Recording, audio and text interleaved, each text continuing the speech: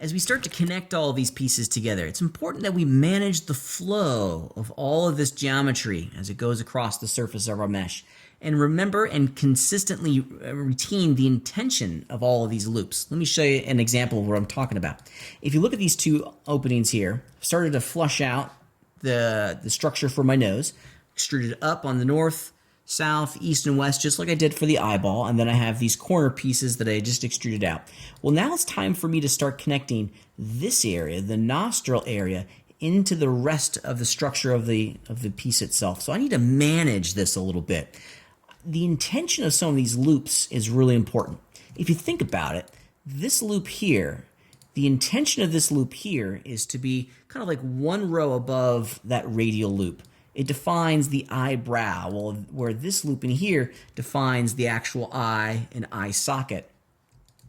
This loop down in the nostril kind of does something very similar to that of the eye socket. Instead of defining the eye socket, it's defining the area that's going to be eventually turned into the nostril. So one of the things that we could do to make our life a little bit easier is manage the flow of these loops and maintain their intention. I have one row at the top here that's going down the mesh. Well, instead of connecting this into a brand new loop, why don't we have this polygon managed and flow into this topmost polygon? That way we have these top polygons here all kind of serving the same purpose, if you will. It also increases or decreases the number of polygons that we have on the mesh and makes a real nice consistent flow.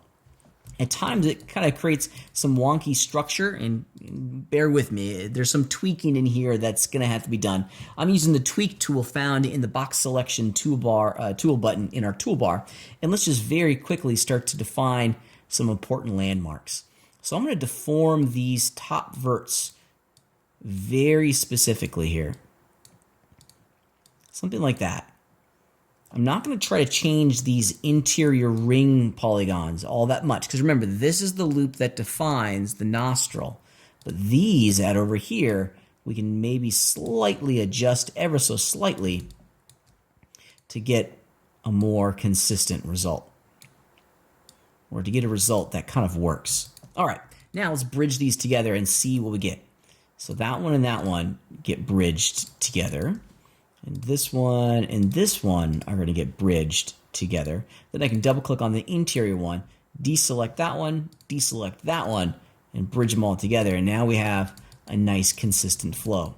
If you look at how this is becoming managed, these polygons in here all serve the exact same intention.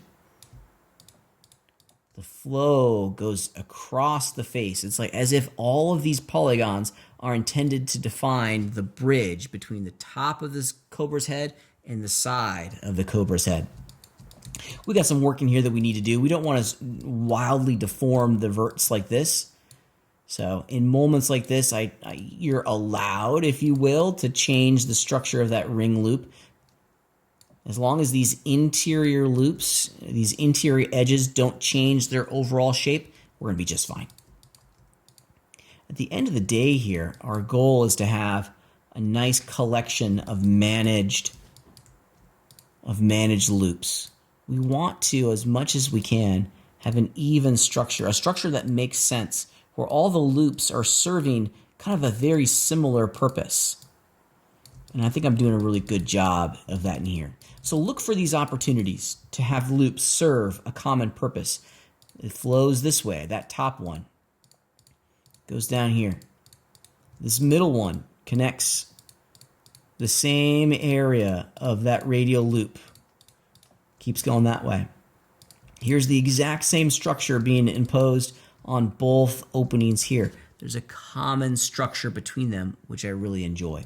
So the management of our loops is incredibly important. They have a role, they have a function.